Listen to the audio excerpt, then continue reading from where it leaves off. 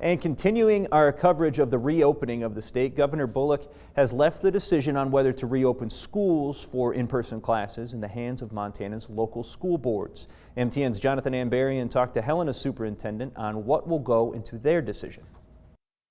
Governor Steve Bullock says local districts will have to make the decision on whether they should return to classrooms this school year. Bullock announced Wednesday that all schools would have the option to reopen starting Thursday, May 7th. However, those that do reopen will have to take a number of factors into account, including taking measures to maintain social distancing and providing accommodations for students, teachers, and staff who are in higher risk categories. Helena Public Schools Superintendent Tyler Ream says district leaders have been waiting to see what the governor's guidelines would be before making a final decision. Now be able to study that plan, again, think critically about the plans we've already had, about the things that we don't know about yet, and this pathway forward as to whether or not, quite honestly, if we're able to open schools this spring.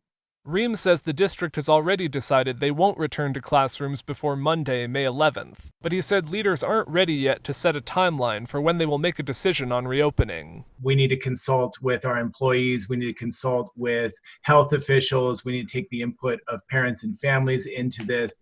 Regardless of when schools return to their facilities, Ream says they will have to do a lot of planning to be ready for the new normal. He says many of the measures they'll need to implement will be a challenge. You know, I think all parents or anybody that's ever been in a school realizes that schools were not designed for social distancing. In fact, almost everything we do is nearly opposite of social distancing, from how students line up in elementary schools to how students sit at lab tables at the high school. Our priority has always been and always will be the safety of our students and employees, and we will make the decision that is consistent with that clear priority.